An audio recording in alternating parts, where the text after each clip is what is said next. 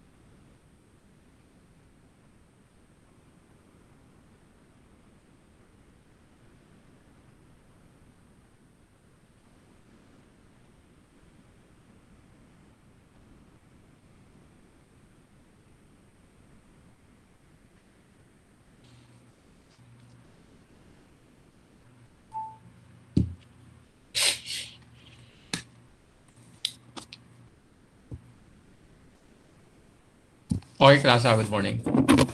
Hello. Hello po, sir. Okay. So, medyo i-off ko na yung camera kasi nag stuck yung ano eh. So actually, sino ang representative natin rin sa 3202? Si ano ba? Ako po, sir. Oo, si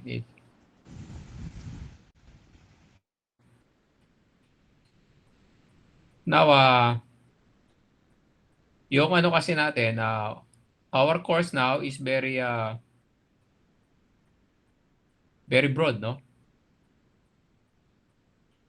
Okay.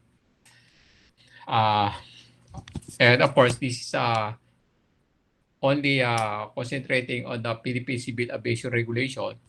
And nakasingit sa kanyang professional ethics, no? Professional ethics medyo mahaba rin yan eh. Okay, I will share to you the screen para matapos na. Kasi today we will have 4 topics, no? 2 hours lang kasi tayo, 2 units, no? Masyadong maliit. Masyado siyang maliit, no? So, if ever na hindi natin ito ma-discuss lahat, this will be forwarded to Neil. And Neil will forward it to the class, no? And this will be your asynchronous. Babasahin nyo na lang yan. And of course, these are all summarized, no? Kasi this is a law. Yung mga pag-usapan natin, yung regulations to eh. Laws and regulations. So, ano yan? Masyado siya dapat niya words by words. Pero dito ibibigay na natin yan using summarize, no? So, i-off ko na muna to.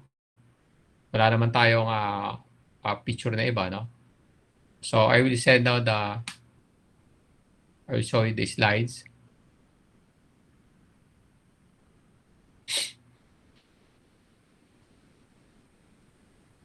Okay, so let's start with our where's that? Okay, this is the syllabus, no? This is the syllabus for the CMO 93 series of 2017, no? So dito makita nyo, Civil Air Laws and Regulations na to, but of course, this is a 3 hours lecture. Okay, 3 units. So the course includes the study of the Philippine Aeronautical Engineering Law, PD 1570, and the Philippine Civil Aviation Regulation. So PICAR. So dito, hindi yan ini-highlight dito na meron tayo professional ethics, no? Pero dito sa atin ngayon, may professional ethics pa siya, although 2 units lang siya, 2 hours. Now, of course, in the Civil Air Laws and Regulation, hindi na tayo basta-basta pupunta sa Philippine Civil Aviation Regulations. So because we will also know dapat kung how it was created, no? Saan na nanggaling yung creation ng Civil Air Laws and Regulation? So ibig sabihin civil, no? Civil Air Laws, this is only for civilian. Civilian lang yan. Hindi nito kino-covered yung military. Okay?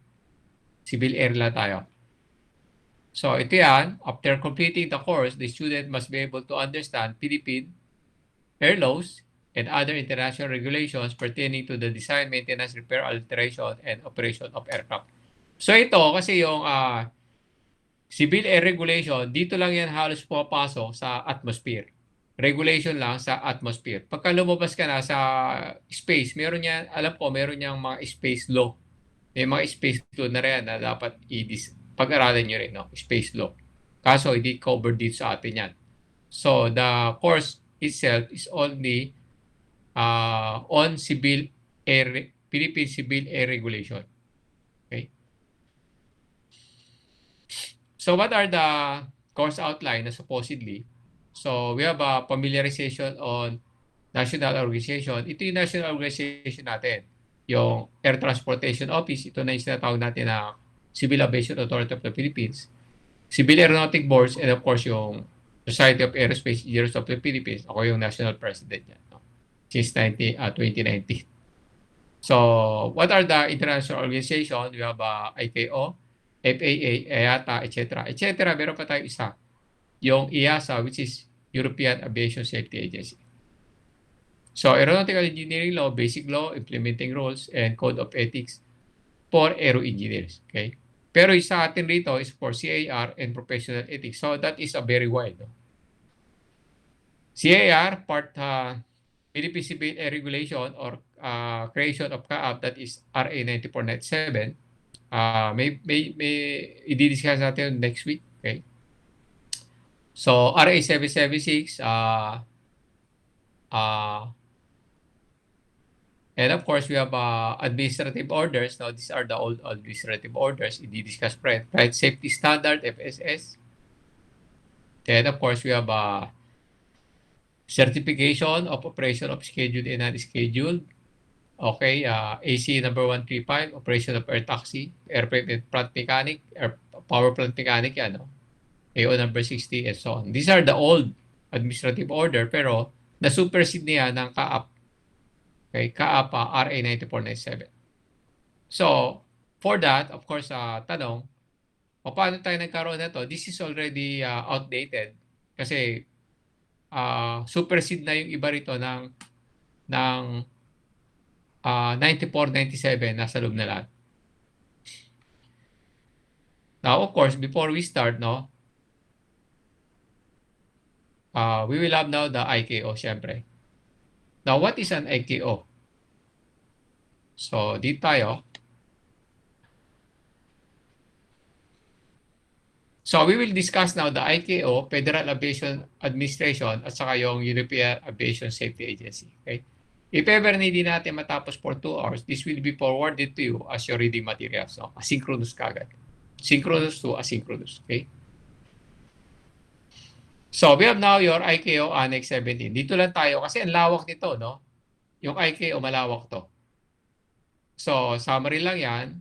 This is it is a special agency of the United Nations. So, ibig sabihin, yung ICAO is a agency of the UN, United Nations. It codifies the principle and techniques of international air navigation, and of course, fosters the planning and development of international air transport to ensure safe and orderly growth. So, yung headquarters niya sa Quartier Montreal, Quebec, Canada. Okay? So, it adopts standard and recommend practices concerning air navigation, infrastructure kasabing aerodrome, airports, and others, no? Flight inspection, prevention of unlawful interference, unlawful, no? All the things which is unlawful, no? And facilitation of border crossing procedure for international civil aviation. Siya nagseset niyan because different airplane will cross border. No? So it should be under the regulation of the International Civil Aviation Organization. Defines a protocol for air accident investigation followed by transport safety authorities in countries signatory to the Convention on International Civil Aviation. Convention, no? Chicago Convention, actually convention na yan regarding the rules of the air, no? Kasama yung Philippines na yan as the initial signatories, no? Kasama tayo riyan. So, history niya, dati tinatawag yan ng International Commission for Air Navigation. Then, naging Provisional International Civil Aviation Organization, which is, of course, established under the Chicago Convention. Then also, it replaced by ICAO, which became an agency of the United Nations. So, naging ICAO siya, naging under siya ng United Nations. So, nakabase siya United Nations sa New York, di ba? New York. So, this is now your International Civil Aviation Organization. This is now the logo. So, ito yung logo niya, makikita mo, yung logo niya is United Nations logo, di ba? So, ICAO also standardized function for use in airline industries such as aeronautical messages handling system. So, kung kayo magpa-pilot, no? Kung piloto ka, hindi yan lahat, hindi yung mga sentences mo roon, kine-create mo, no? Yung mga preciology rin, di kahon. Standard, okay? The first time na mag-communicate ka going outside of the hangar, nag-communicate ka sa ground control system, ground control system, which is kasama yung ground control area, standard yung sasabihin mong ano, huwag kang mag-create ng sarili mong sentences, no? Standard. Okay, kinakabisado yan. Then, pagka pumunta ka roon, humingi ka ng permission for takeoff, okay, clearance for takeoff, standard rin. Hindi ka nag-create ng sarili mo. Okay? So, those pilots, no, has its own and standard phraseology. Phraseology. Hindi ka pwedeng gumamit ng bago mong gumamit ng sariling phraseology. Standard ang ginagamit para accurate. Okay? Kasi sila yung gumagawa yan para makita na understandable yung yung communication mo sa lahat ng piloto. Okay? Aeronautical information publication contains information which is essential to air navigation, and ICAO also defines an international standard atmosphere, ISA. Diba nung nasa ano tayo, Introduction to Aerospace Engineering, didiscuss ko sa inyo, standard atmosphere, di ba? So, ICAO yan. Now, siyempre ngayon, pinag-aaralan nila yan kasi meron tayong climate change, di ba? So, maybe, nagbabago na yung standard atmosphere. But as I've told you, meron naman tayong instrument, no? Kahit siya nagbabago, na it can be monitored by the aircraft, no? Any changes, no? Baka yung 14.7 mo, hindi na 14.7, di ba? Because of the climate change. So, yun. But of course, a standard will be issued by ICAO. So, ICAO standardized machine-readable passport, so pati passport. And ICAO is also active in infrastructure management. So, infrastructure, yung creation ng airport, and so on and so forth. Navigational, okay, communication, and so on. Ngayon, in-implement nila yung mga bago tayo ngayong mga airport natin, di ba? Green building siya, di ba? Or environmental compliance siya. Okay? So, you don't need a lot of lights inside the building because of the design, no? Pumapasok na yung liwanag sa loob, so nakaka-save ka ng energy, electrical energy. Okay? So, yung mga ganun, marami yan. And also, environmental friendly rin, no? And also, yung waste management, kasama yan sa ICAO. So, titignan mo, ang lawak ng coverage ng ICAO. ICAO sets standards and recommended practices necessary to aviation safety, security, efficiency, and environmental protection on a global basis. So, it remains focused on the implementation and development of new safety initiatives. So, we have runway safety program and fatigue risk management. Yung fatigue risk management yan, sa mga piloto. So, hindi katulad, hindi yan parang jeepney driver, no, na 24/7, no, tumatakbo. So, yan, mayroong nagtatawag na fatigue risk management. So, how many hours yung nire-required per day lumipad yung piloto. And sometimes, for long-haul flight, malayuan, tatlo yung nasa loob, no? We have the co-pilot, the pilots, and one reserve pilot. So, lagi may reserva. Okay? Then, it also collaborates with established regional organizations such as Regional Aviation Safety Group and Regional Safety Oversight Organizations. It actively engaged with other agencies of the United Nations, including the World Meteorological Organization and International Atomic Energy Agency.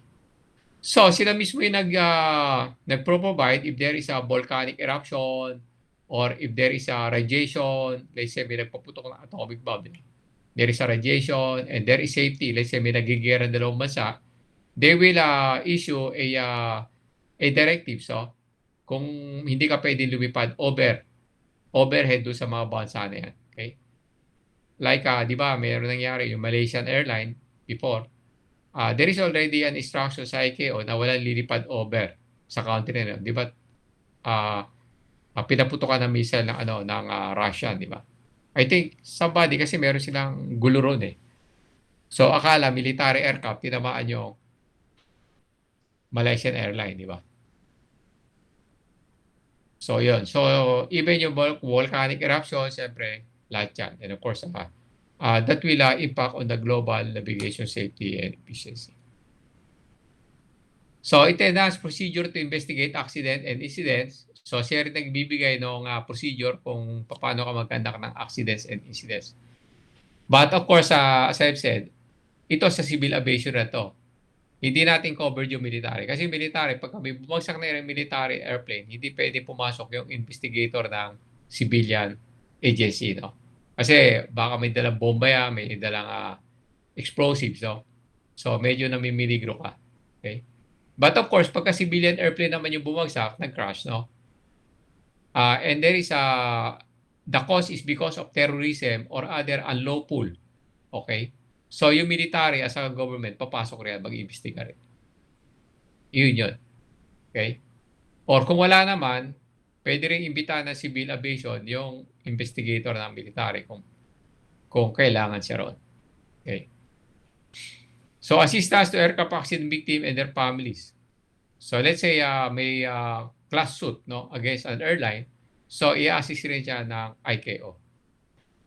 Plans of action develops a state-specific tailored plans of action proposing a series of remedial, technical, and political actions.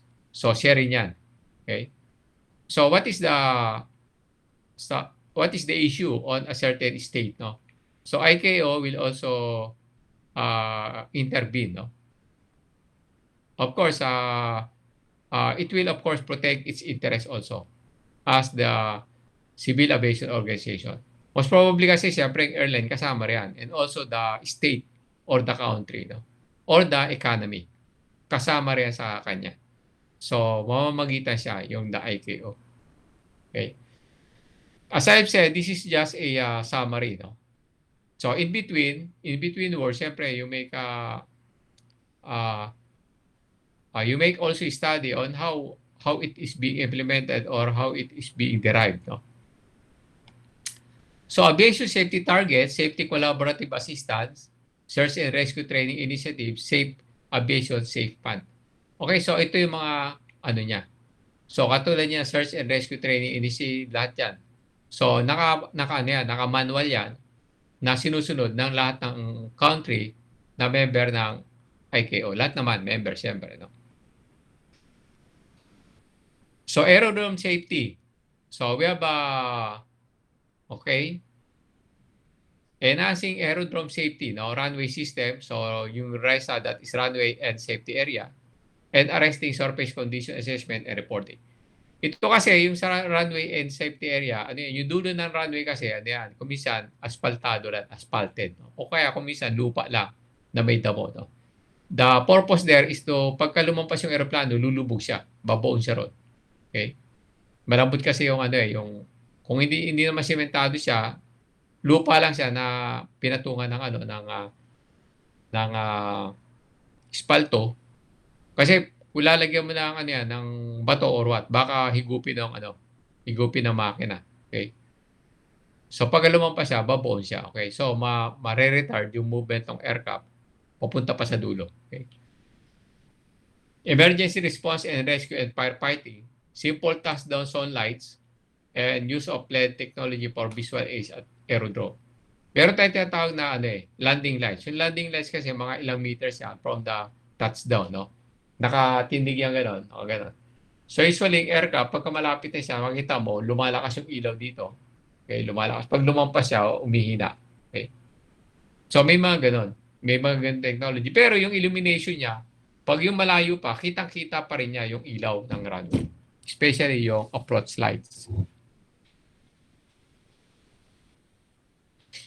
And also the aviation jet fuel quality. So, chinecheck niya rin yan. It should be in standard. So, binabantayan niya yung fuel quality. Yung mga nagpo-produce ng jet fuel. Okay. Aims and objectives. So, the aim of aviation security shall be to safeguard international civil aviation operation against unlawful interference. So, unlawful, lahat yan. Lahat ng ginawa mo na unlawful is unlawful, di ba? So, pwedeng hijacking, bomb threat, okay? Drugs, Nagpasok ka ng drugs, okay? Mule. Nag-bill ka, okay? Nag-travel ka na gano'n, okay? Then also, we have the same to ng ano if you can still recall, yung dalawang pasero noon from Manila to Los Angeles, no, lumipad. They are talking about anthrax, okay? So anthrax is ano yan a chemical, no? So yung stewardess, yung flight attendants, inasikaso sila dalawa. But upon landing at their destination, umakyat yung security. Okay, border security, dinamput yung dalawa agad. Okay. And they are put into investigation. Kasi that is an unlawful act. No? So the mere fact na nagkikintuhan kayo at the top of your voice regarding these substances, no? So medyo unlawful, medyo ma-alarma yung mga katabi. So the problem there is that piloto yung dalawa. And they're talking about that thing. No? That is also the same as telling that you have a bomb with you. No? So kahit wala, pagka ganon, medyo may mangyari sa'yo. This will already be included as unlawful interference. Okay? So safety of passengers, crew, ground personnel, and the general public shall be primary objectives of each contracting state. Okay? So each contracting state shall establish an organization, develops plan, and implement procedure which together provide a standardized level of security for operation. So each contracting state shall ensure that the objective of the National Civil Aviation Security Program shall be to safeguard international civil aviation operation. So ito, meron tayong security program. Actually, security program ng ICAO is just a part of the regulation. Kasi sabi ko, masyado malawak. Ito lang yung dinamput ko para just to show you that there is a body which spearheading the safety and security of aviation safety of civil aviation. Okay? Kasi bababa pa tayo mamaya sa FAA at saka EASA.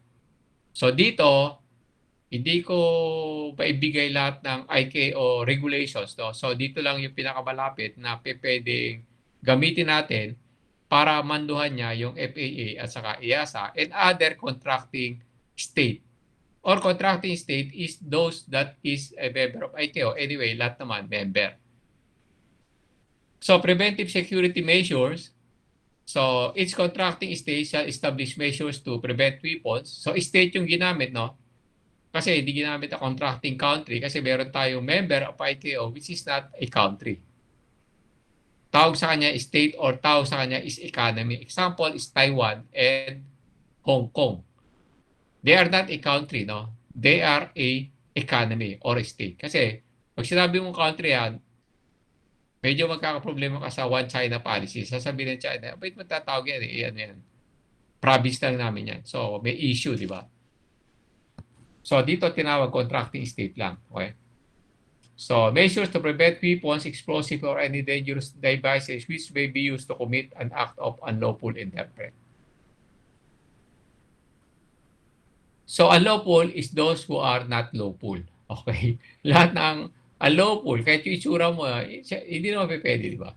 So, basta sinabing unlawful, those are other than lawful. Okay?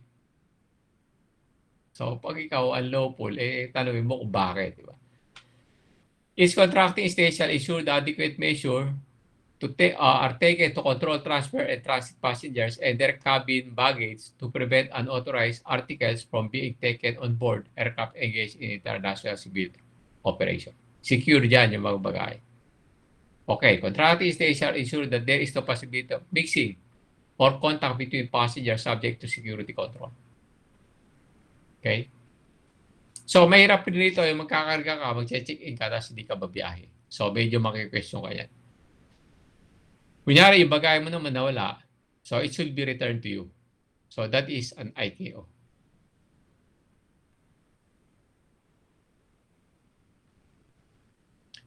Okay. Shall establish measures to ensure that aircraft operator and the pilot in command are informed when passengers are obliged to travel because they have been subject of judicial arrest. Yung may mga whole departure order, di ba? So, hindi yan, hindi yan isasakay at hindi yan ilalabas ng bansa. Now, you can see that the term shall, puro shall yung ginagamit, that is mandatory. Okay? Pag sinabing shall, that is mandatory. Kasi this is very strong kung gagamitin mo yung should. Yung should kasi, it's either be pwedeng hindi, pwedeng oo. Pero pagka shall, it is a mandatory. Okay?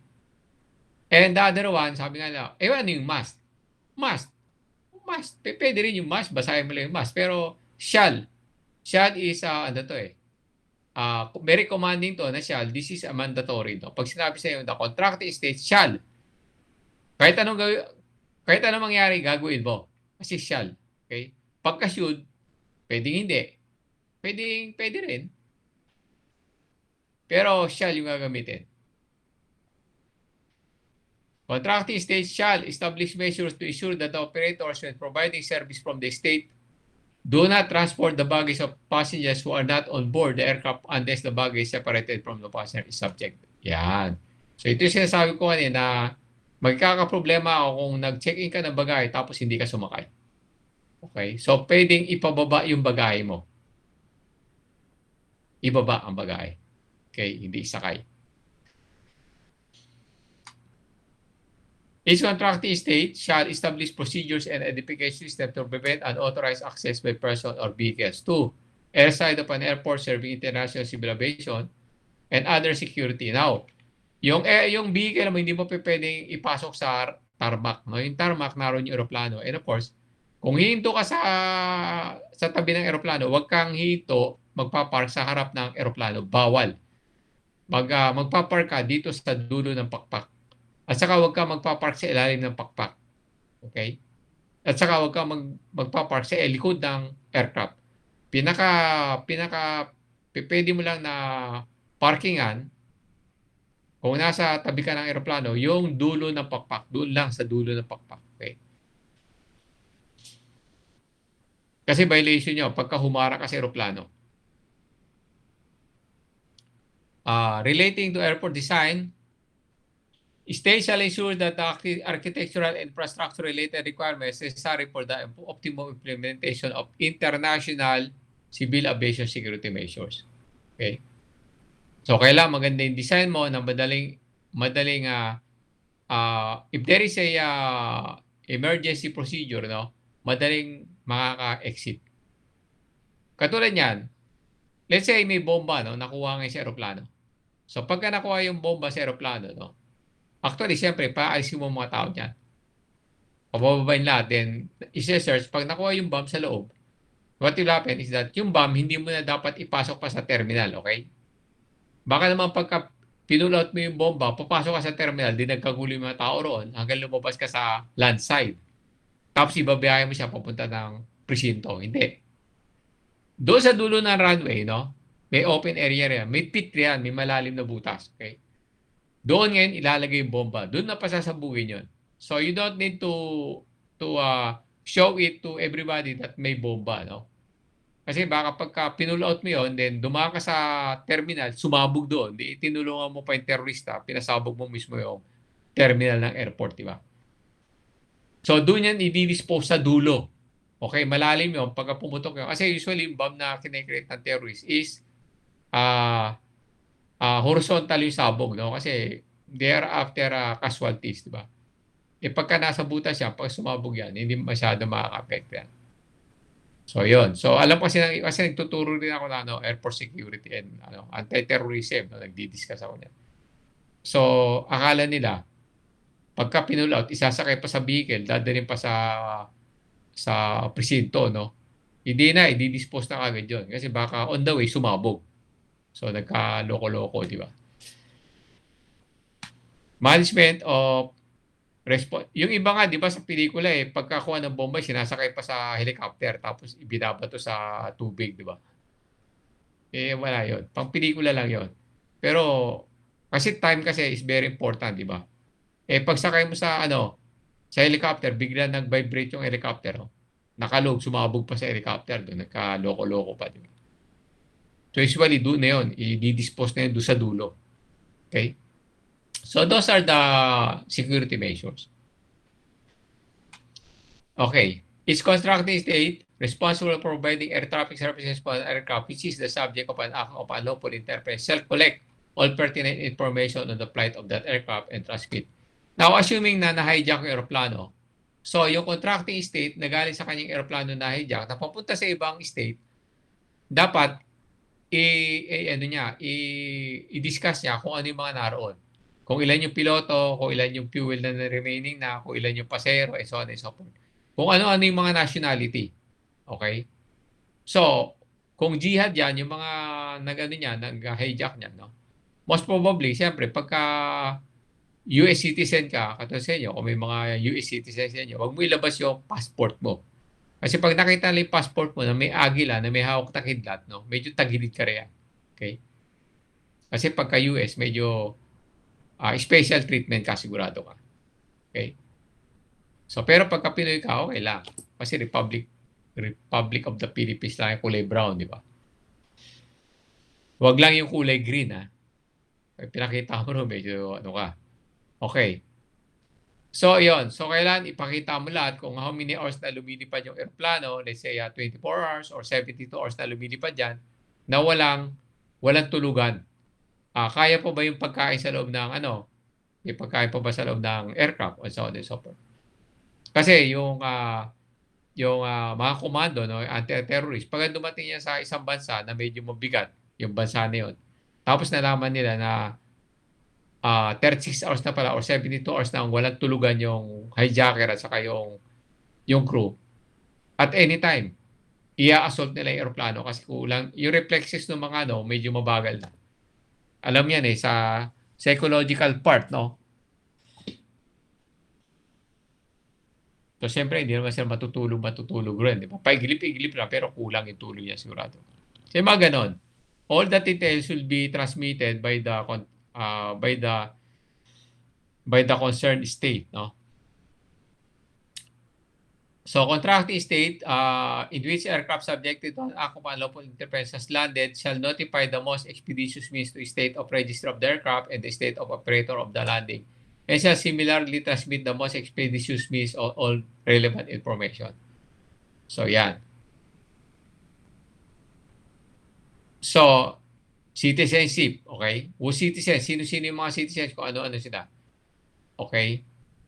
So, ilan yung hostage taker or hostages sila, contracting state. Whose citizens are known to be on board the aircraft. So, kung ano ng mga citizens yan, kung ilan yung Pinoy, kung ilan yung Amerikano, kung ilan yung British, and so on. Then, of course, they will notify the ICAO also. Aircraft which is being subjected to unlawful interference shall endeavor to notify the appropriate ATS or the air traffic services. So, all the details should be given, no? So, when an aircraft subjected to an act of unlawful interference must depart from its assigned track of its assigned cruising level without being able to make radio telephony contact with ATS, a pilot in command should, whenever possible. Okay. So, meron tayong tinatawag na siyempre, BHF, may radio, pwede ka tumawag sa radio kung ayaw mo gamitin yung sa aircraft. Okay? And of course, meron yung tinatawag na yung latest kasi ngayon, meron pang text messages, no? So, kahit hindi ka masilta, pwede mong i-text, mapipick up yan ng air traffic controller. Or, kung may cellphone ka, di gamitin mo yung cellphone mo. Diba? So, we have now procedure in flight contingencies where such procedures should be in document 7030. So, document ito medyo hindi na natin discuss yan. If no applicable regional procedures have been established, proceed at a level which differs from the cruising levels normally use instrument flight, no? 300 meter or 1,000 feet. Di ba meron tayong tinatawag na separation, 1,000 feet. If above flight level 290, yung 290 flight level yan, 29,000 feet yan. 290 is 29,000 feet. Or by 150 meter or 500 feet if below flight level 290. Then we have now the second surveillance radar and mode A reply codes. So ito, pagka nag-send ka ng code na 770, it is on emergency. So mapipick up nila pagka yung code mo 770, pick up nila, alam nila emergency. Especially if there is a discrepancy on the radio transmission. So hindi ka pa mag-transmit ng ng messages, so you can use code 770. And of course, if there is an unlawful interference on the aircraft, you can put 7500. So pagka 7500, mamarkaan nila yung aircraft mo which is already subjected to unlawful interference. So meaning, unlawful interference, ano yan? Posible may nakasakay ka terorista or what, no? Or unlawful interference, baka meron din, katulad kanina, nagkwekwentuhan tungkol sa bomba, nagkwekwentuhan tungkol sa anthrax, okay? So magko-code yan, pag landing ng aircraft, magbo-board ka agad yung security personnel para hulihin yung pasero. Kaya kung minsan, pagka pasero ka, huwag ka palipat-lipat ng upuan, di ba? Baka umalis yun, doon ka umupo, ikaw yung dinampot, di ba?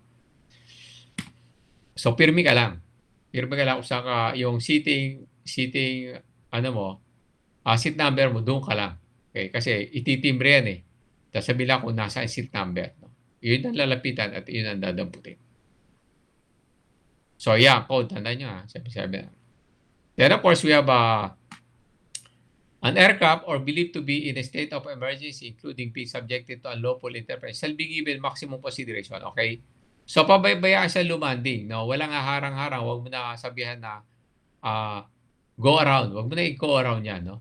So, pagka parating na yung aeroplano, bibigyan yan, i-open yung runway para makapasok agad yung aircraft, makalanding agad. So, bibigyan siya ng consideration, maximum consideration.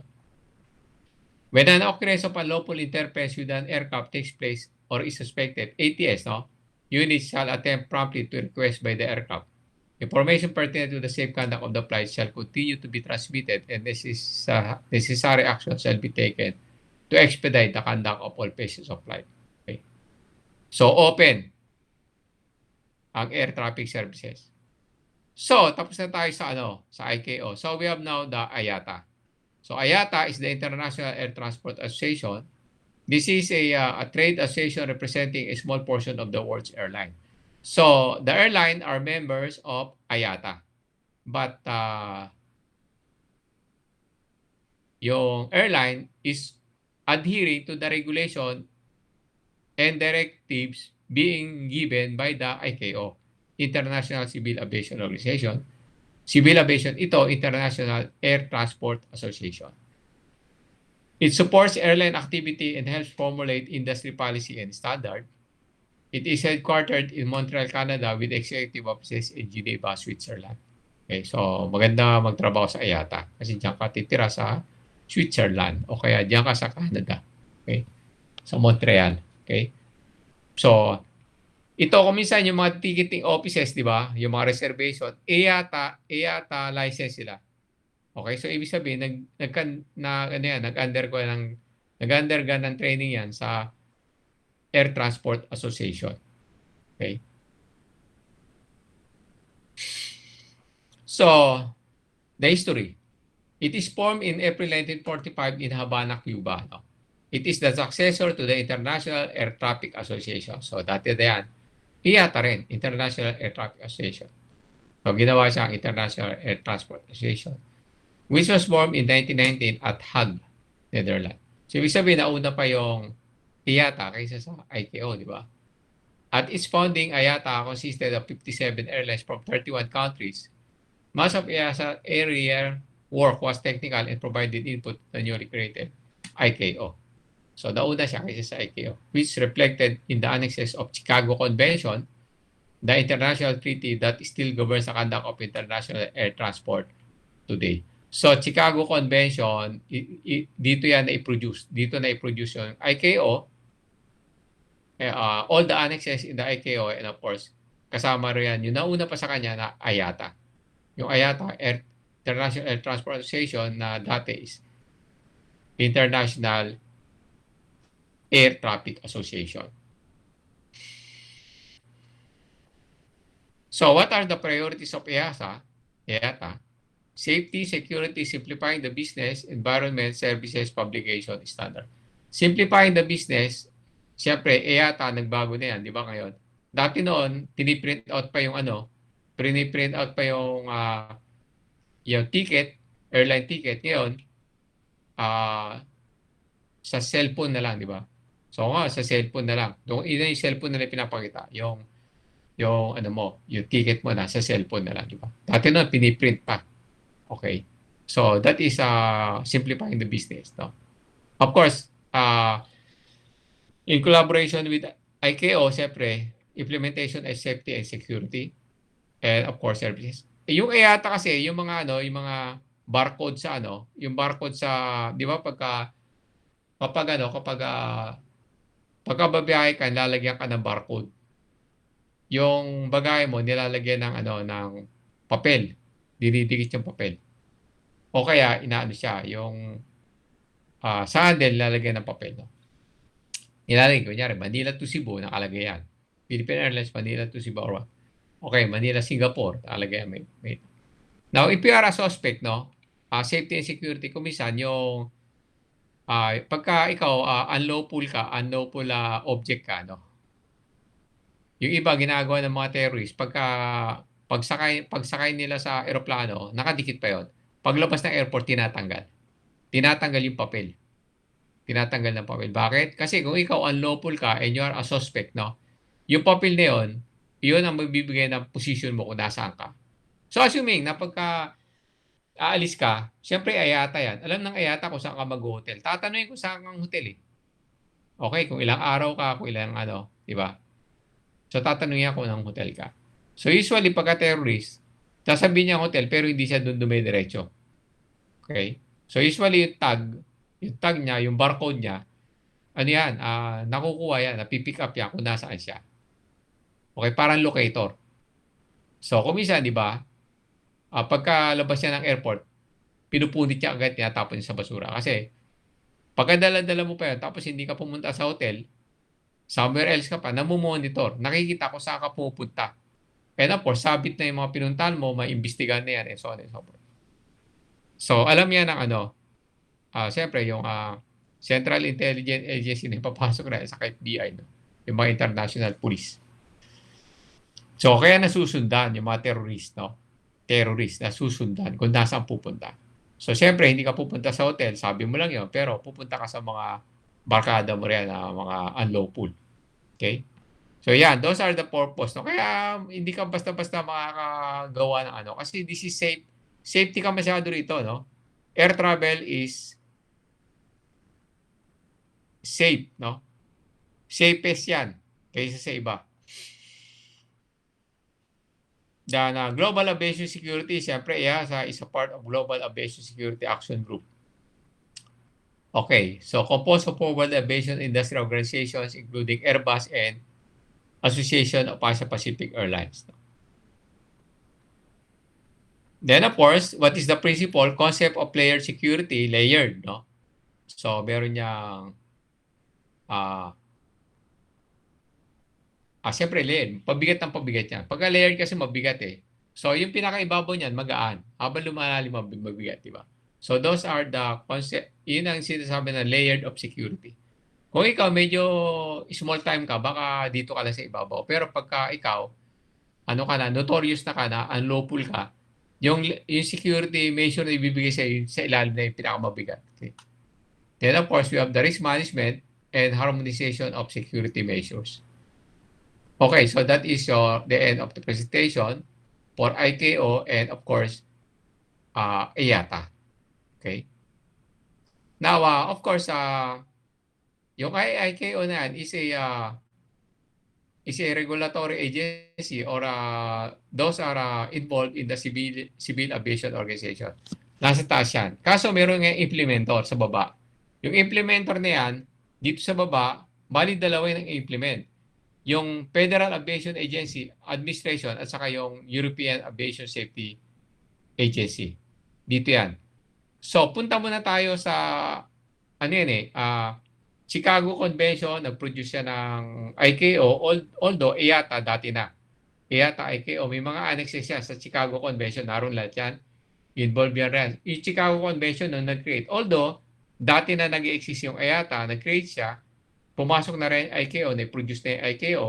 Then of course, who are those armed association na mag-i-implement ng regulation at saka ng mga policy at saka ng law na ipoproduce ng ICAO para sa civil aviation.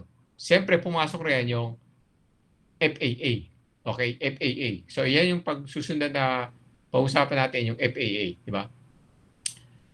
So, yun na kagad. So, pagka ICAO, pasok sa FAA, implement. Okay? Lahat implement.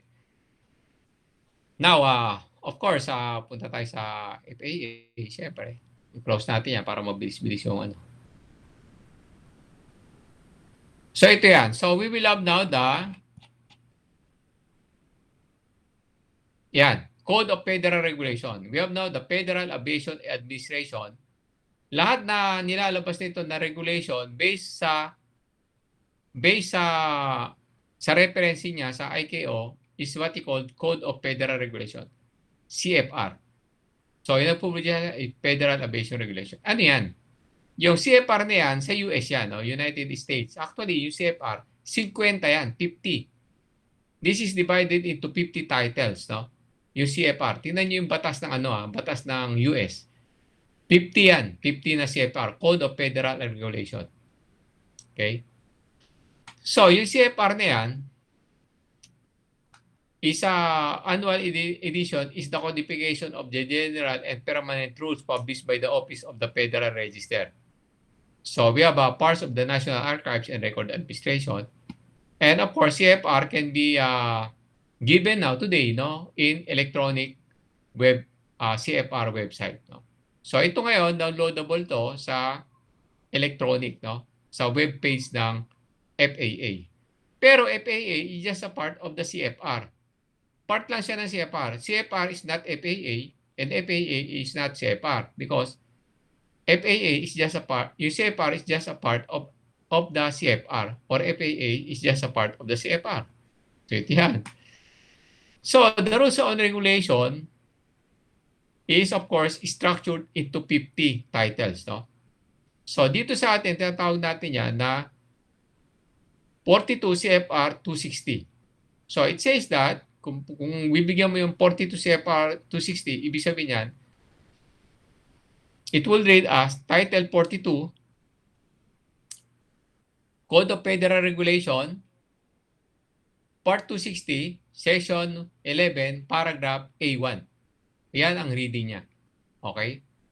Title niya, 42, Part 260, Section 11, Paragraph A1.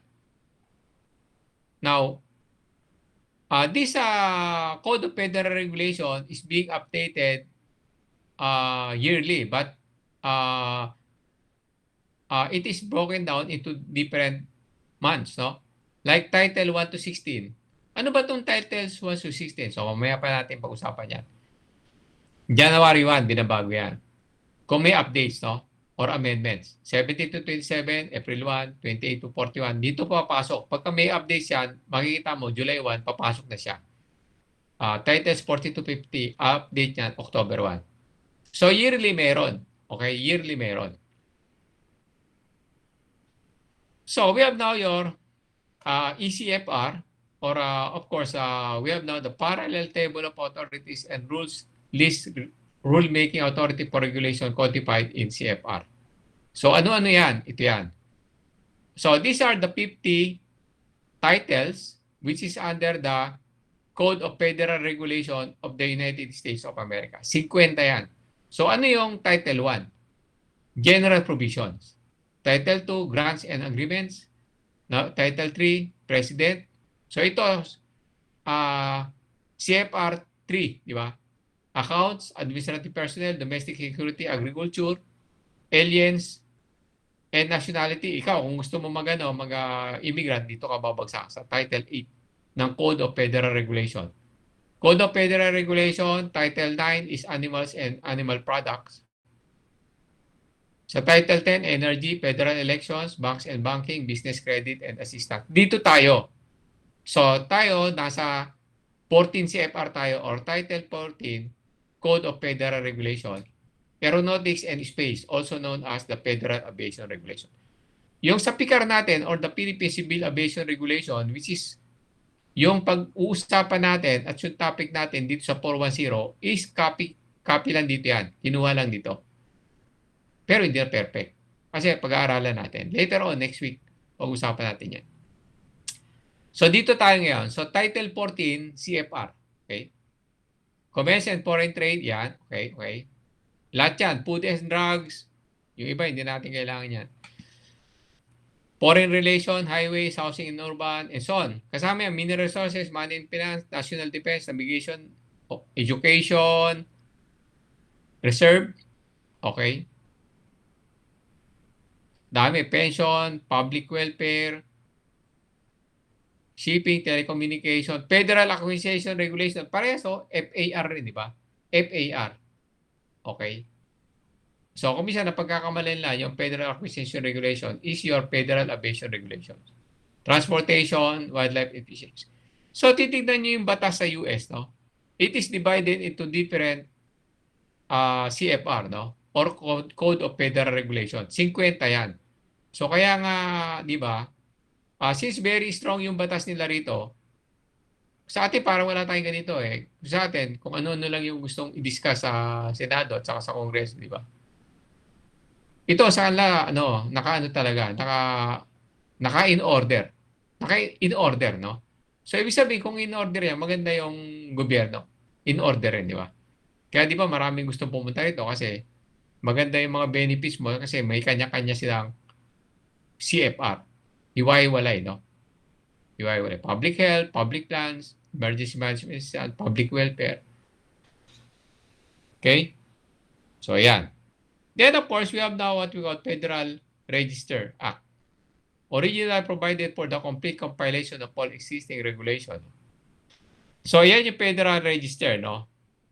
It was amended in 1937 to provide codification, no? The first edition of CFR was published in 1930, beginning in 1963 for some titles and for all titles in 1967.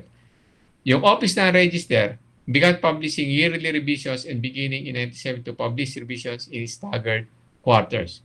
So, yung revision niya, siyempre, at saka amendment niya, based dito sa mga date na yan.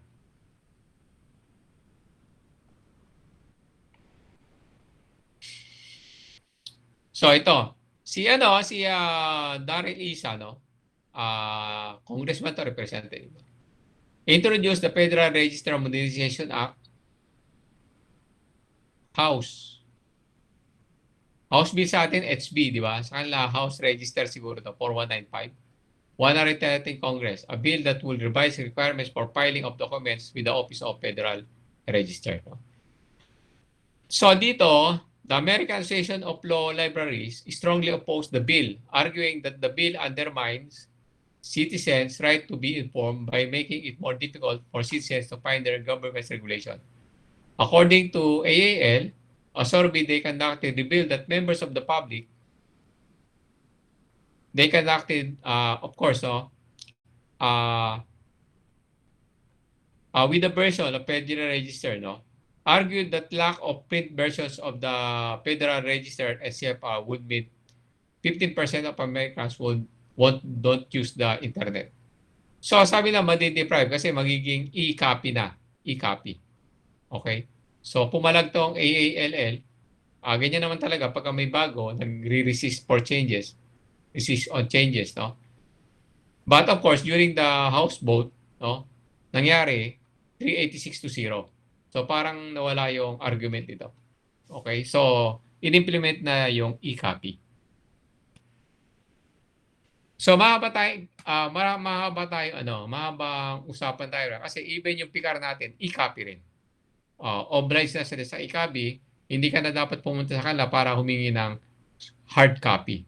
Okay? It is already transparency, lahat nakalagay. Okay? So ito ngayon yan, we have FARs or Federal Aviation Regulations or Code of Federal Regulations, CFR. Title 14, Code CFR. So dito, we have a hot air balloon, lighter than air aircraft, man-made structures, model aircraft, model rocket, and so on. So, we have a safe aviation also, pero kung minsan nagkatalo sila dito sa Federal Acquisition Regulation. That is Part 48, no? So, dati CFR 48. So, at saka yung CFR 14 kasi pareho, FAR, di ba? So, ngayon binago. Ito na siya, binabase na siya, 14 CFR Part XX. Katulad sa atin, yung 14 CFR is Code of Federal Regulation yan sa aviation. Yung Part 23, pagka nilagay mo rito Part 23, ibig sabihin yan yung ah utility, normal and utility acrobatic airplane design. Okay? So 14 CFR Part 23, yun design of normal utility aerobatic and ano ba isa? Okay? So that is airplane, no? So organization, so we have now what you call the 14 CFR Part 141. So pagka sinabi mo 141, 14 Title 14 CFR Part 141, it is more on maintenance technician and pilots, pilot training. Okay? Kaya pag sinabi 14 CFR Part 141, pilot training yan. Pag sinabi mong 14 CFR Part 23, 25, 27, 29, design of airplane. Yan, kabisado natin yan. So, siguro may design kayo ngayon. So, design nyo, maybe you're designing an airplane, pero dapat dinesign nyo space vehicle, no? Kasi yung kakilala ko, kumuha siya ng aerospace engineering sa Northrop University, hindi naman sila nag-design ng airplane, no? Dinesign nila moon rover, no? Moon buggy, yung sa Siyempre, hindi mo pwedeng gamitan ng makina, di ba? Kasi wala hangin, di ba? So, anong gagawin mo? Siguro battery, di ba? So, sa inyo na yun. Yun. O paano paanda rin? Battery, pwede mo gamitan ng solar panel, di ba? So, yun. So, yun yung dinesign. Pero, according to him, no, nung tinanong ko, sabi niya, nag-ano lang kami, nag-practice na kami regarding yung tapos nagpalipad kami ng remote control. Pero yung pinaka-design talaga namin is space vehicle.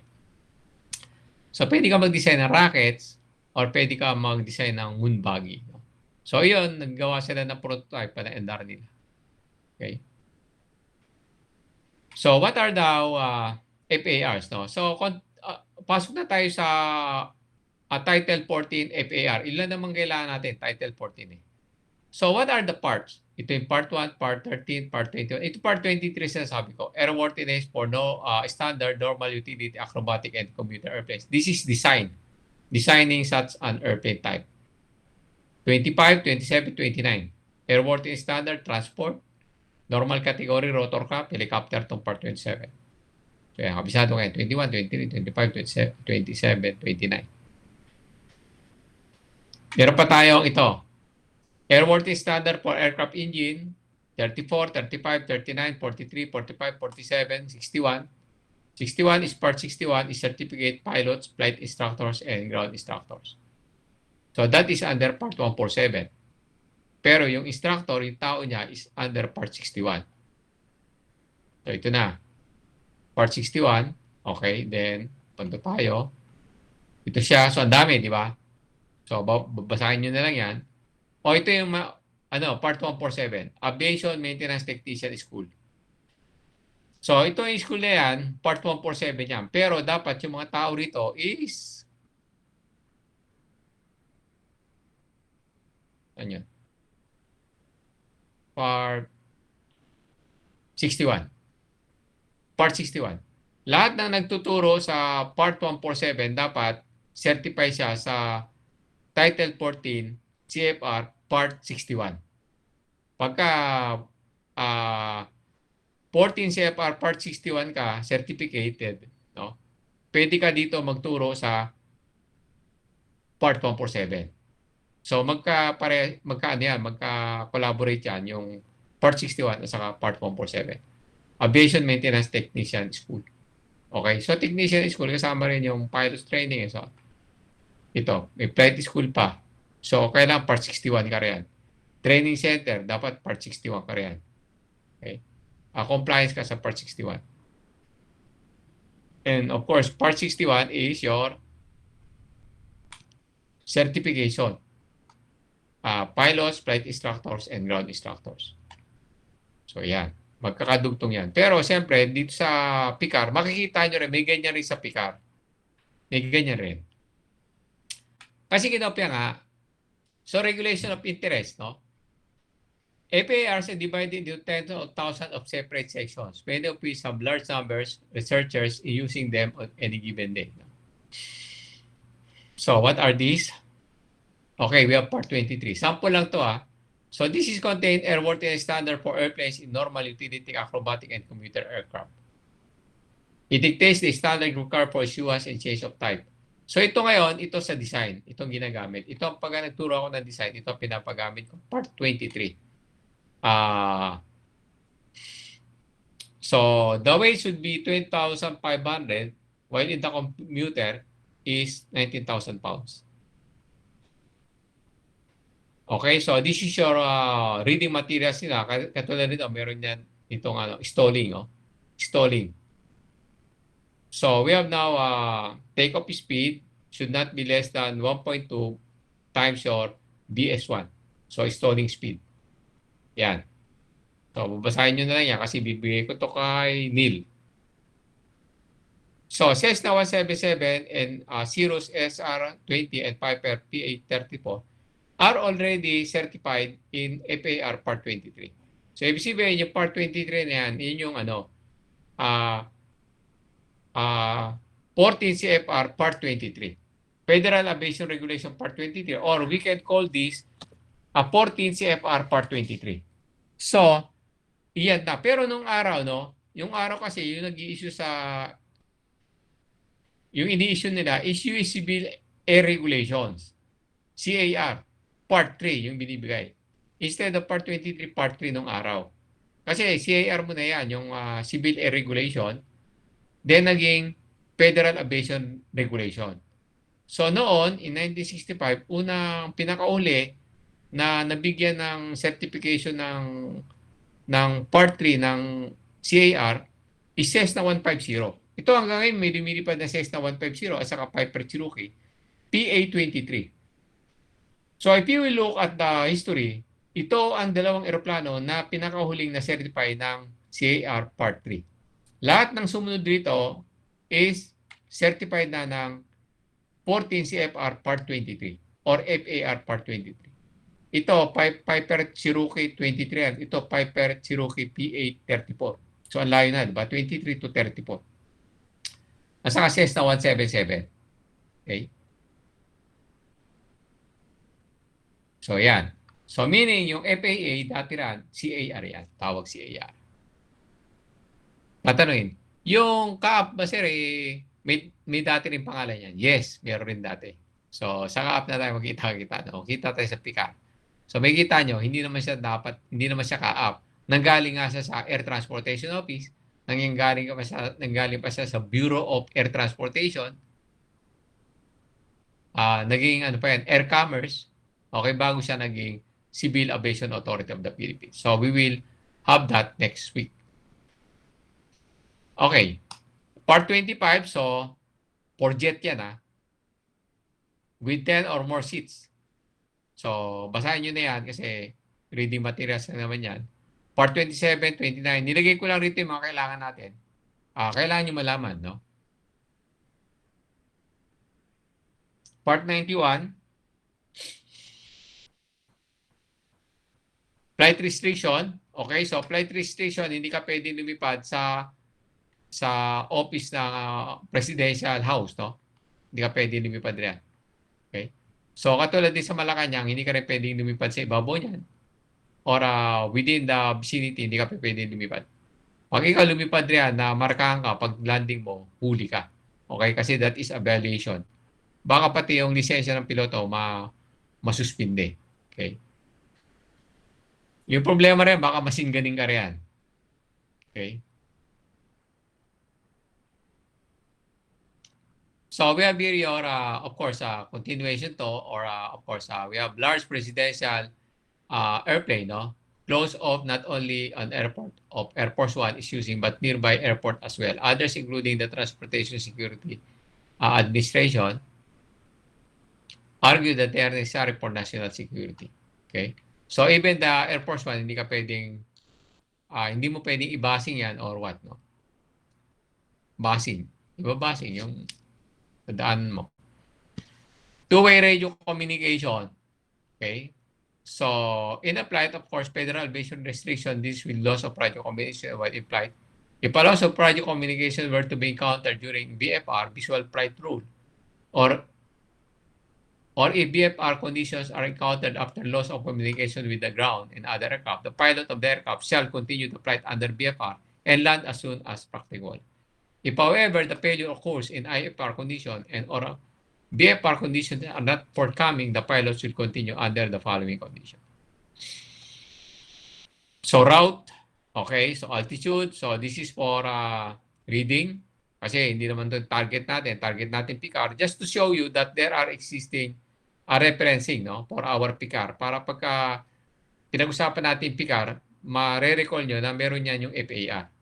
Okay, private, commuter, and commercial. Okay, part 61, 91, and so on. Dami ah. Okay, maintenance. Sa maintenance, part 21, part 39, airworthiness, part 42, maintenance, part 63, flight crew, part 65, airmen other than flight crew members. So, makikita nyo, inopen ko na sa inyo na there are referencing yung PICAR natin. So, pagka nag-discuss tayo sa PICAR, sa next week, marirecall nyo na meron tayong diniscuss na FAA na related yung regulation. Pero, magkakaiba ang number. Kasi yung problema kasi hindi pa pinarehas yung number, di ba? So, kung pinarehas yung number, madali may recall. Katulad yung sa kanila, yung part 147. Sa PICAR, ano yan part 3. Yung part 61 sa kanila, part 2. So, ang lit natin, di ba? 61 nga lang sa kanila, part 2 lang sa atin. Yung 147 sa kanila, part 3 lang sa atin, di ba? So, yun. Okay, so that is your FAA. But, of course, during that time, ICAO, IATA, then meron tayong FAR. Okay, FAR is Federal Aviation Regulation. FAA yan. Siya nagbibigay ng regulation. Now, ngayon, dito sa Europe, nag-create sila ng European Union. Okay? So, nung nag-create sila, tumitigil kasi yung video natin. Nung nag-create sila ng European Union, nag-create sila ng European Aviation Safety Agency. So, ibig sabihin, dalawa na yung regulatory natin. Isa sa US, isa sa Europe. Sa Europe is EASA. Now, makikita nyo, itong FAA, may gumagawang eroplano sa kanya, yung Boeing. Dito sa EASA, may gumagawa ng eroplano rito, yung Airbus. So, makikita nyo, dalawa yan, non-regulatory, na Boeing siya, Airbus dito. Okay? So, tatanungin nyo ako, sir, meron ba niyang reciprocity? Siyempre, meron. Papag-usapan natin yan. Dito ngayon sa EASA. Okay, are you still there? Yes po, sir. Okay, so ito na, bigay ko lang sa inyo. Ito yung EASA natin. So, yan ang EASA, European Aviation Safety Agency. European Union yung nag-create nito. Alam mo naman sa European Union, pagka member ka ng European Union, hindi ka maghihirap dapat kasi pare-pareho yung pera nyo. Isang pera lang ang ginagamit nila riyan. Euro. Okay? Yung yung exchange rate niya, the same, parehas. Okay? And of course, hindi ka dapat maghirap kasi lahat ng ginagawa ng European Union, lahat ibinibigay. Kunyari, meron akong business, medyo nahihirapan yung isang bansa, bibigay ko sa kanya para mag-cope up siya. Okay? Kasi hindi pa pwede maghirap yon kasi yung pera na gagamitin mo, pare-pareho yung value niyan, di ba? So talo ka. Kung sino yung nagsisikap, talo kasi gagamitin ng isang bansa na nahihirapan, parehong value, di ba? Talo ka, di ba? So kailangan bigyan mo siya. Katulad yung Airbus, nag-produce sila ng aircraft. Pero meron yan. Yung Germany, meron yung parts. I think yung Belgium, avionics. Tapos yung merong Italian, and so on. Naka-spread out yan. Naka-spread out then pagka i-assemble yan, pupunta lahat sa, yung component, pupunta lahat sa Toulouse. Toulouse, France, doon yan i-assemble. So yung France, assembly line. Pero yung mga component ng aircraft, naka-distribute siya sa different country na member ng European Union. Antindi, di ba? Kaya dapat yung Asia magtayo rin ah Asian Union, di ba? So, pare-pareho yung pera natin dapat. Siyempre, kasi baka hindi pumayag yung Singapore, di ba? Okay. So, European Aviation Safety Agency is an agency of European Union, no? So, regulatory and executive tasks in the field of civilian aviation safety. So, it is based in Cologne, Germany. EASA was created on 15 July 2003. No? O, functional siya 2008. Kasi dati ito, yung EASA na to, yung mga aircraft na nasa Europe, lahat yan certified ng FAA. Kaso, nung nagtayo ng European Union, nagtayo na rin sila ng manufacturing ng airplane. No? Yan yung Airbus. So, yung Airbus ngayon, nagsicertify sa Airbus yung EASA. Okay? So, nagsicertify sa Boeing is FAA. What if yung Europe na bansa bumili ng Boeing airplane? Pagpunta ng Boeing roon, ise-certify yan ng EASA siyempre. Yan ang tinatawag na reciprocity. Pag yung American Airlines naman bumili siya ng Airbus, ise-certify rin ng Boeing yan para makalipad sa Amerika. Yung Boeing para makalipad sa Europe, ise-certify. One example is Lufthansa Airlines. Lufthansa Airlines has Boeing 747. Pero yung Boeing 747, certify yan ng EASA para lumipad sa teritoryo niya. So, yung Airbus 350 and 380, sinecertify rin niya ng Boeing para makalipad rin sa kanila. And that is what you call reciprocity. Okay? But they are the two major manufacturer of airline aircraft. Okay? So dati tawag sa kanila is JAA, Joint Aviation Authorities. And of course, European Free Trade Association countries have been granted participation in the agency. Yung JAA kasi, nagre-release yan ng JAR. Yung JAR, tinatawag natin ng Joint Aviation Regulation. But during that time, medyo mahina yung walang pangil to, kaya nila pinalitan ng European Aviation Safety Agency. May counterpart to sa tubig, no? Yung EMSA, yung European Maritime Safety Agency. Yan ang nagiging problema ng mga marino natin ngayon kasi masyadong stringent masyado yung requirements nila. Okay? So tayo medyo sa aviation kasi, sa aviation na, hindi tayo nahihirapan dito kasi compliance tayo sa EASA. Yung sa marine natin, medyo nahihirapan sila kasi mabigat yung mabigat sa kanila, ewan. Pero hindi sa atin mabigat rin pero lumilipad, di ba? At mabigat lumilipad. Okay, the responsibility of EASA include the conduct analysis of research, safety, authorizing operators, and so on. No? So this is based on the legislation ng EU, and so on and so forth. Okay. So we have now the Single European Sky 2, no? So for that one, they of course they produce now the EASA. Okay. So JAA is headquarters at Joint Aviation Agency sa Hoofddorp, North Holland, no? One difference between EASA and JAA is that EASA as legal regulatory authority, may legal na yung EASA within the European Union. Enacted siya ng regulation kasi through European Commission, Council of European Union, and European Parliament. Yung JAA kasi, regulatory products were harmonized codes without direct force of law.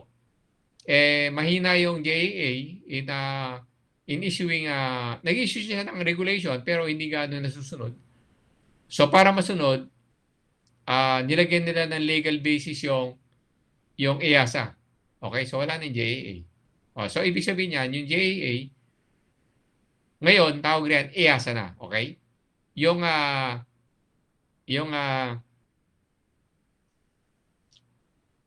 FAA, So, dati, civil aviation yan, di ba? So, may pinanggalingan siya, tapos inadapt. So, ito na siya ngayon. Okay? So, what is the jurisdiction? So, ito nga, jurisdiction, kung i-highlight ko yan, jurisdiction niya lahat. Okay? Manufacture of airplane, and so on and so forth, regulation, and so on. Also, in compliance with the International Civil Aviation Organization. So, lahat ng di-design ng eroplano, kailangan i-certify ng EASA. So, ito yan. Member states niya are, of course, yun nga, EFTA, European Free Trade Association. Okay? So, dito yan sa Liechtenstein, Norway, and Switzerland, and Iceland. So, yung sa kanila ngayon, Article 66 of Basic Regulation, tawag nila komisyon yung Part 66. Yung Part 66 niya sa Part 147 rin nila yan. So, this is the certifying staff. So, yung ano niya, yung office niya, EASA offices are in Cone Triangle, Cologne, okay, in Europe. Aircraft maintenance certifying personnel have to copy or comply Part 66 certifying staff of EASA. And of course, we have Part 66, okay, based on the older JAR, Joint Aviation Regulation yan, and it follows the ATA 104 system. So, 3 levels of authorization. Yan. So, we have, ito yung sa EASA. Sa line maintenance, meron siyang category A, category B. Kaya kung pupunta ka rin sa airline natin, yung mga airline natin, meron na mekaniko at saka mga engineer na category A, category B sila. Pag sinabi category A, line maintenance mechanic yan.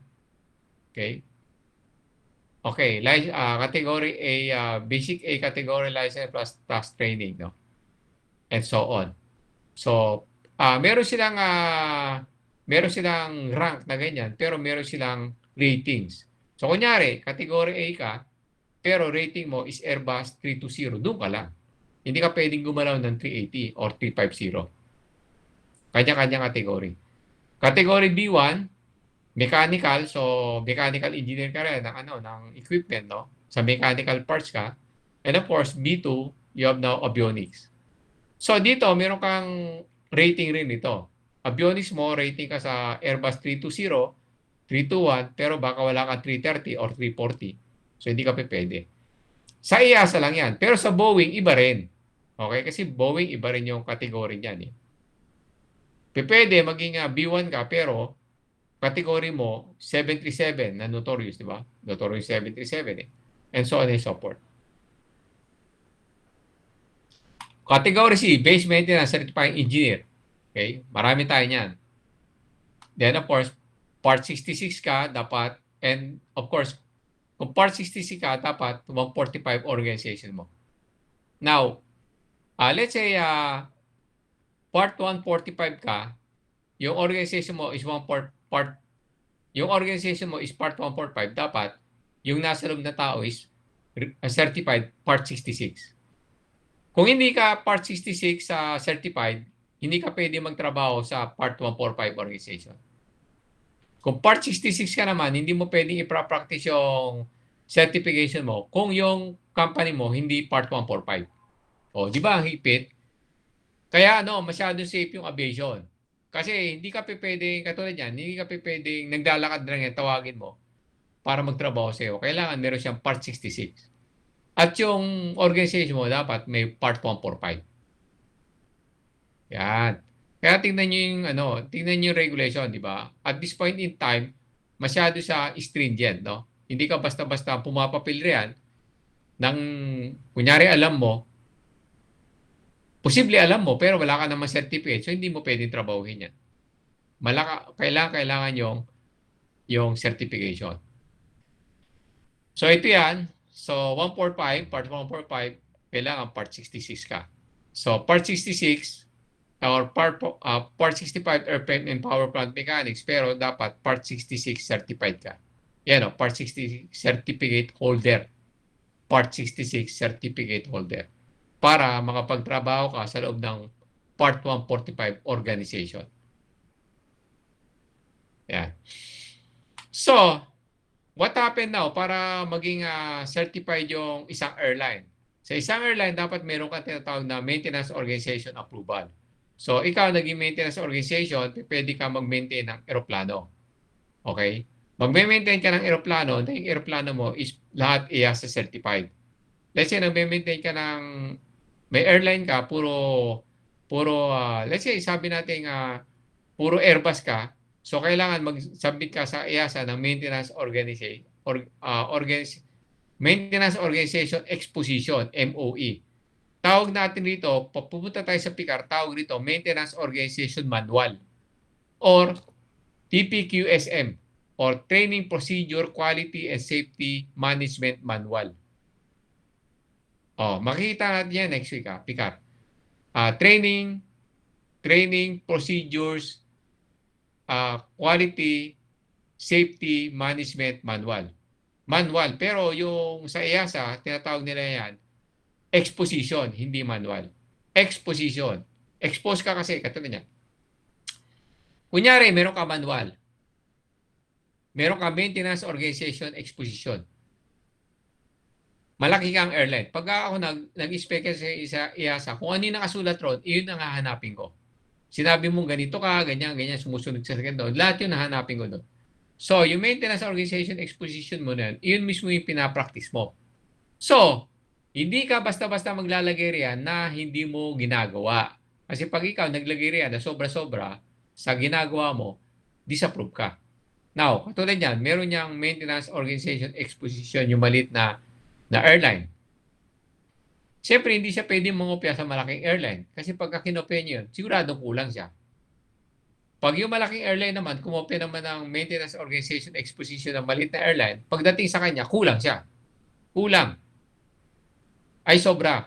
Ay, kulang. Pero sobrang ginagawa niya, di ba? So, yun, hindi magmamatch. Kaya dito sa airline, hindi ka pwedeng mangopya. Dapat gagawin ng mga tao yan kung ano yung ilalagay mo sa maintenance organization exposition. The same yan, pagka maggagawa ka ng maintenance sa school, kung ikaw, putyo-putyo lang yung school mo, hindi mo pwedeng kopyahin yung sa university.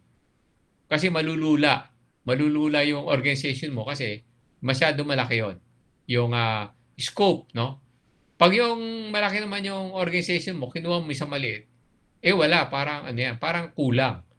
So, mahanap yan, lalagyan ka ng observation ng inspector. Okay?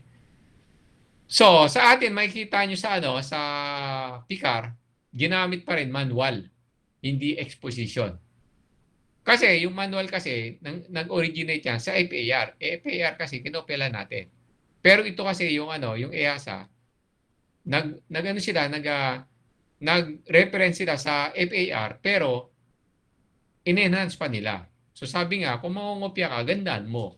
O kaya kung kukopyahin mo, mas maganda sa pinagkopyahan, di ba? So, yun.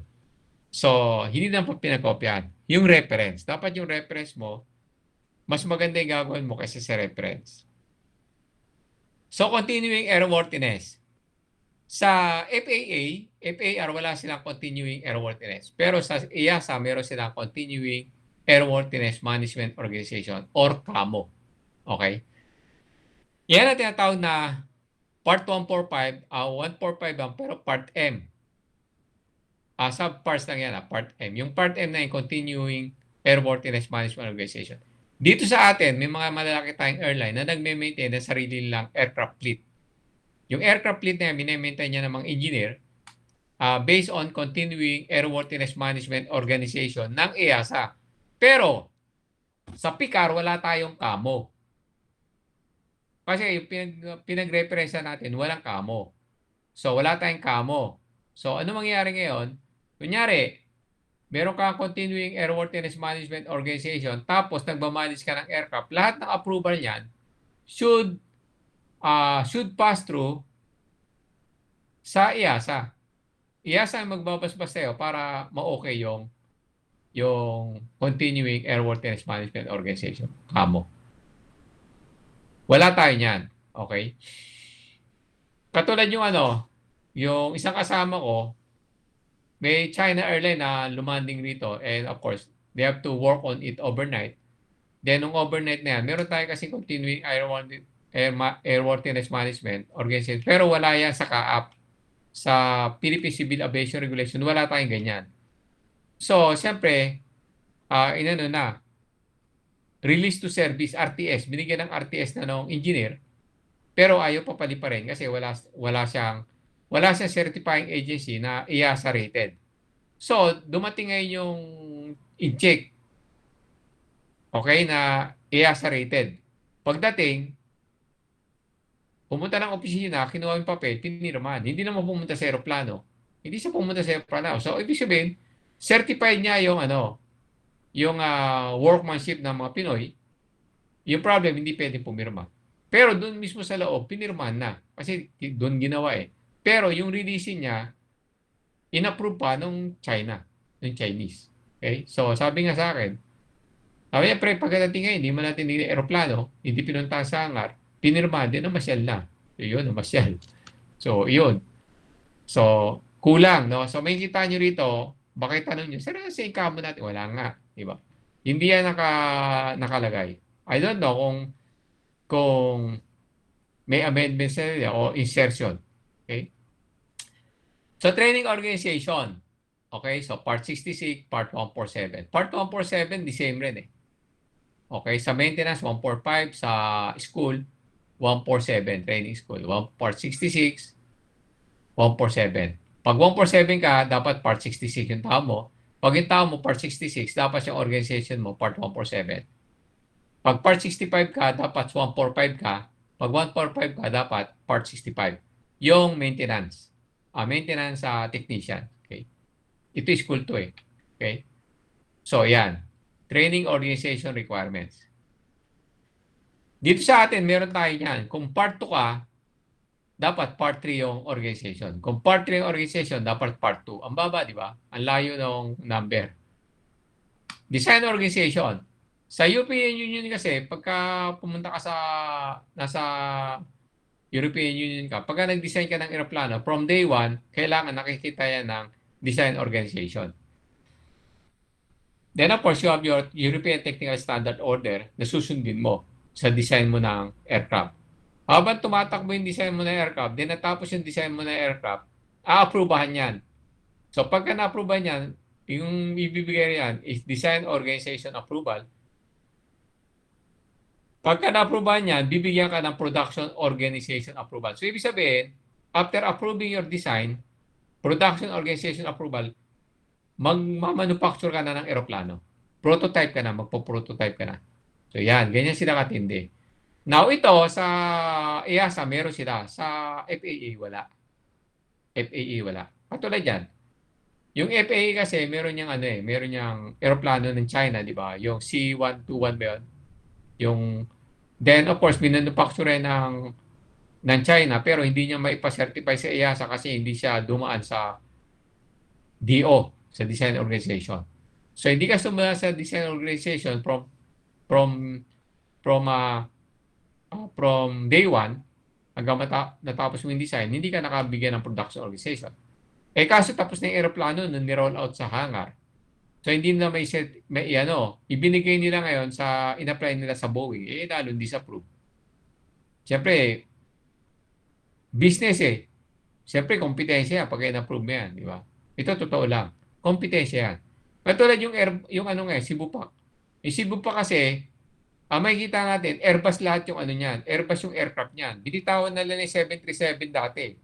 Binitawan nila yan. Mga Boeing 7, lahat. Puro Airbus sila ngayon. Yung ngayon, ito sa Clark kasi mag-o-open yan eh. Meron na nga direct yan Canada.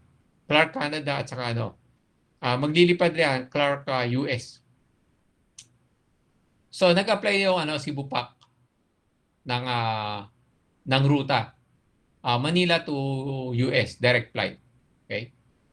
So, inaprubahan ng FAA.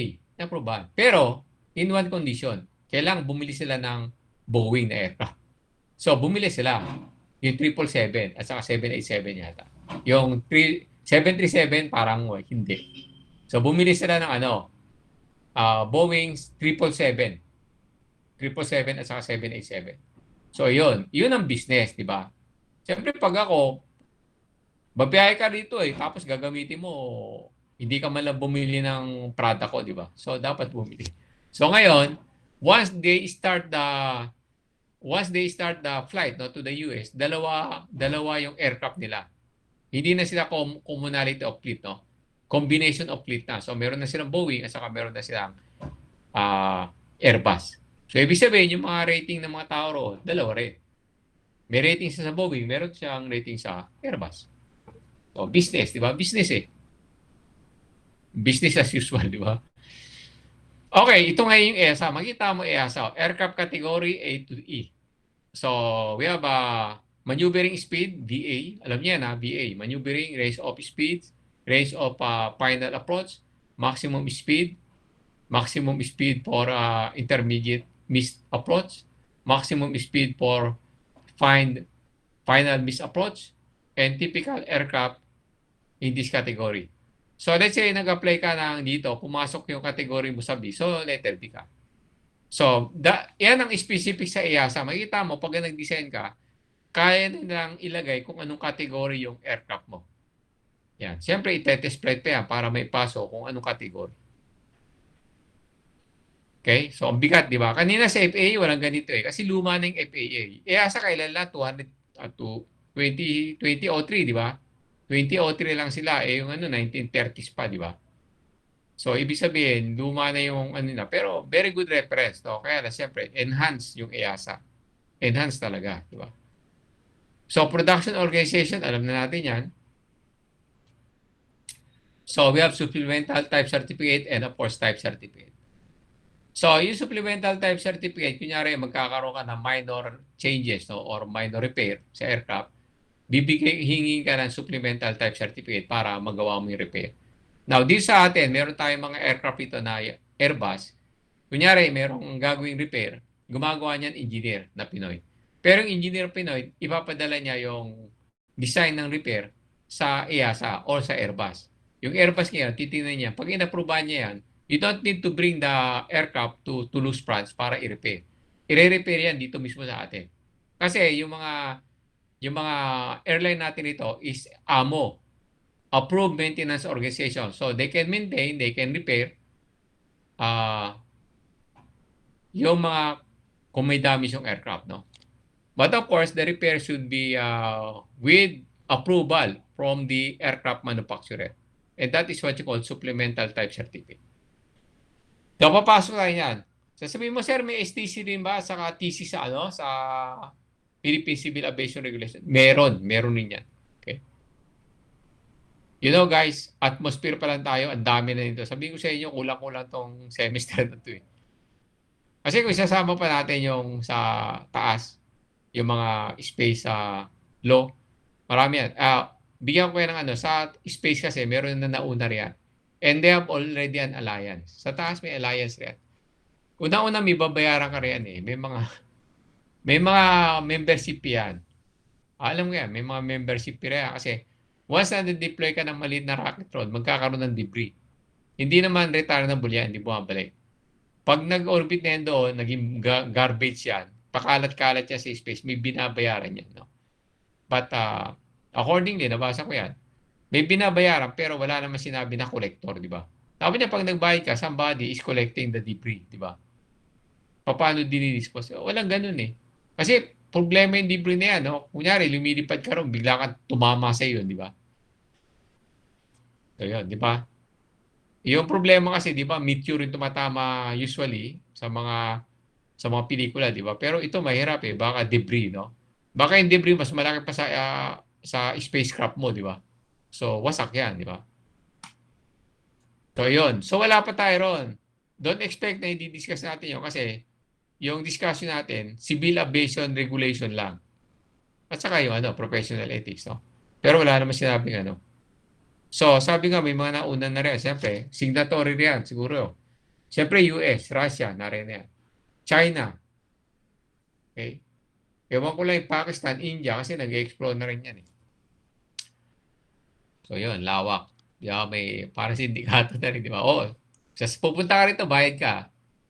Hindi ka pwede lumipad rito. May ganun ba? May mga, prangkisa, di ba? May mga ruta, no? So, European Strategic Safety Initiatives and so on and so forth. Providing reports concerning the safety of European and worldwide aviation, focal point for coordination of aviation accident investigation safety recommendation. Annual safety review. No, nire-review yan. So, yung ICAO, based on the ICAO So, ito yan. So, sa annual safety review, present statistics on European and worldwide civil aviation safety. The statistics are grouped according to type of operation, for instance, commercial, air transport, and aircraft category. So, lahat ng aksidente at insidente ay kinokolate yan ng ICAO. Around the world. Okay, so may sumunod sa aeroplano, kinokolect yan. Type ng aircraft, ito. Then, of course, based from the different accidents na nakukuha ng data ng ICAO, naglalabas sila ng mga directives. Okay. So, Annex 13 on aircraft accident and incident investigation to report to ICAO information on accidents and serious incidents to aircraft with a maximum certificated takeoff mass of 2250 kg. So, sino ngayon magre-report sa ICAO? Siyempre, magre-report sa ICAO nung mga incident or accidents is the Civil Aviation Authority of the Philippines. So, merong statistics yung CAAP, which is yung local sa atin. Lahat na nakokolect na incident or accident, ipino-forward niya sa ICAO. And also, yung ibang bansa, let's say Vietnam, Malaysia, Canada, Singapore, okay, Switzerland, lahat, nagbibigay sa kanya. So, napag-aaralan ng ICAO kung ano yung madalas nagiging problema. So, if the problem is happening to the use of the airports or the equipment or the pilot's training or the aircraft itself, so maglalagay sila ng directive kung ano yung nagiging problema based on statistics. Okay? So, monitor yan. So, kahit sumadsad ng aeroplano mo, lumampas or what, nakukuha ng ICAO at pinag-aaralan nila. Okay, certification. Okay. 28 September, they also took over responsibility for the airworthiness and environment certification of all aeronautical products, appliances designed, manufactured, and maintained, by person under regulatory oversight of EU member states. So, member states yung mga involved, yung mga kasama niyang country, So, yan, that is the certification, Then, of course, tapos na tayo sa EASA, FAA, review natin, FAA, yan, Washington DC, na-discuss na natin kanina yan, di ba? Then, of course, we have ICAO, na-discuss na rin natin kanina yan, di ba? Konti nga lang to kasi patas to si EASA So, at least binanggit niya yung FAA, binanggit niya pa yung ICAO. Okay. Then, of course, what are the major national aviation authorities? So, we have Federal Aviation Administration, we have Civil Aviation Safety Authority of Australia. Siyempre, meron din CASA, no? CASA Australia, meron tayong CASA PNG. CASA is Civil Aviation Safety Authority, PNG, Papua New Guinea, and so on. Pero wala siyang PNG rito. Then Transport Canada, yan, Civil Aviation Authority Greece, Civil Aviation Authority UK, CAA UK, CAA New Zealand. Okay? Then we have Directorate General of Civil Aviation India, CAA Pakistan. Okay, CAA China. Okay, Civil Aviation Department Hong Kong. Kita mo department. Then CAA Singapore, CAA Turkey. And yung next topic natin, CAA Philippines, wala. Okay, wala yung CAA Philippines. Bakit kaya? So, hindi kasama yung CAA Philippines. Hindi, pero kasama yan. Hindi lang nailista pa. Okay? So, yan. So, next meeting, nakuha nyo na. We have now ICAO. Okay, we have ICAO, IATA, we have FAA, nag-issue siya ng FAR. We have now EASA, nagbibigay siya ng regulation rin. Then, ano ba? Next meeting natin, mahina yung, mahina yung video. Susunod na,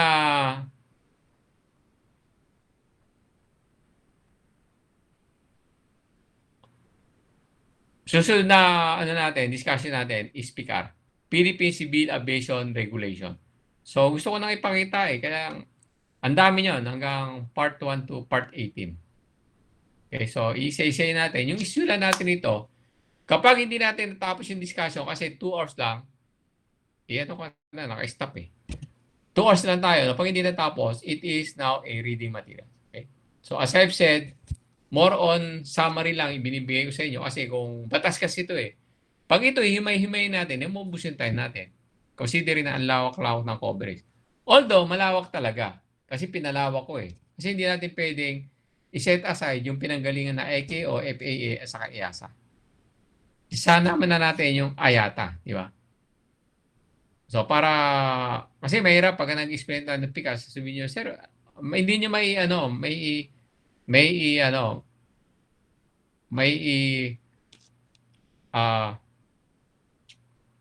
compare, no? Yung pinanggalingan sa ina-adapt natin yan. Okay, so I think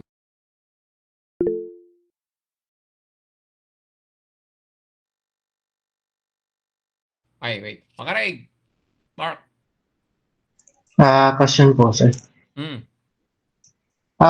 Given the all provisions po na diniscuss mo dun sa ICAO kanina, is it safe to assume po that pilots, engineers, and flight operations employees from ICAO certified countries can freely work within all the contracting states of ICAO po? And ganun din po ba for FAA and EASA po? Or do we need another certification and additional courses for work eligibility in foreign countries po?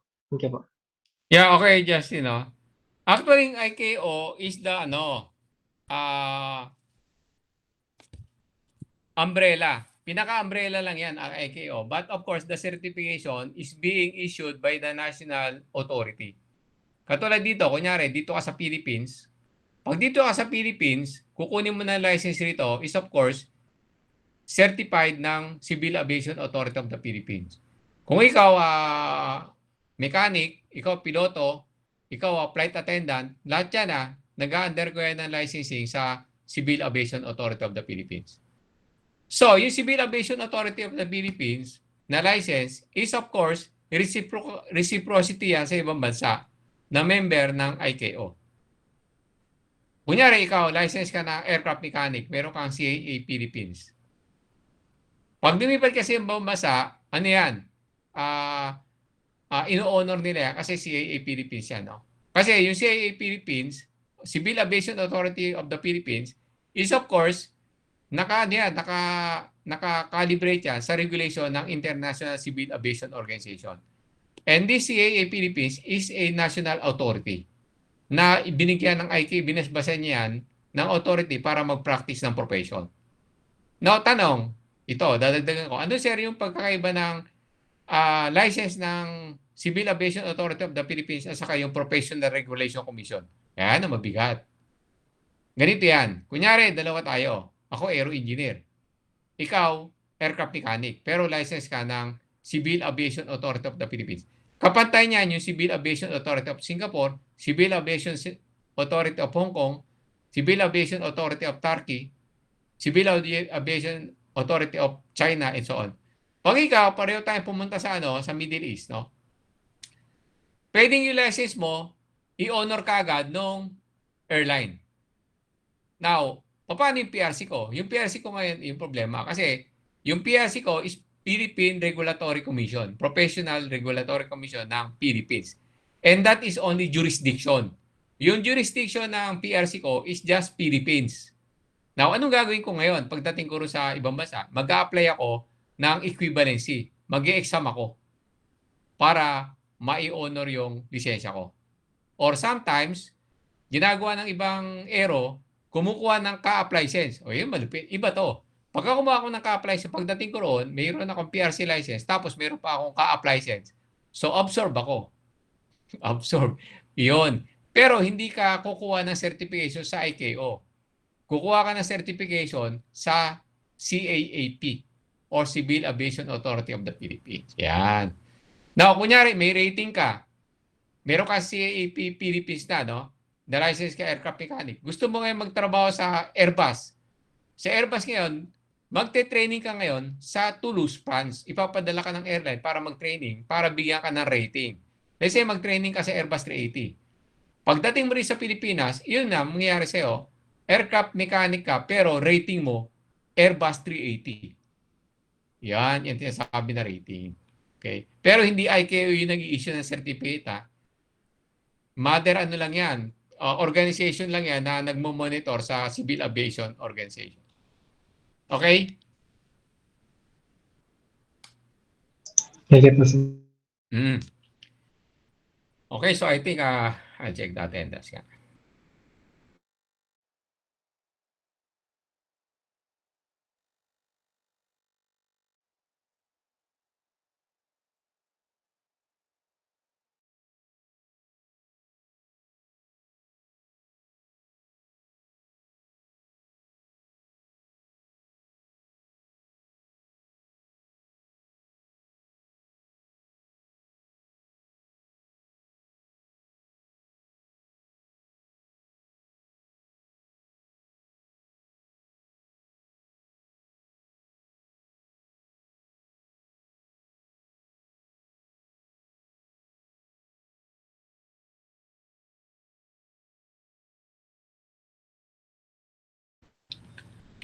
Okay, so I think that's all for today. Then, ang dami, no? Paspasan talaga eh.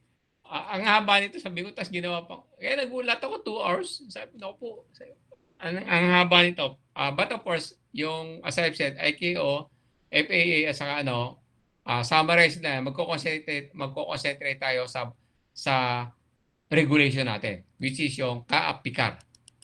That is Republic Act 9497. Siguro i-discuss ko rin ito yung Philippine Space Agency na regulation. Sa dulo yun, sa dulo. Okay? Importante rin sa inyo. Okay, so I think that's it for today. See you next week. Bye-bye. Thank you po, sir. Thank you po. Thank you po, sir. Thank you po, sir. Okay. Thank you po.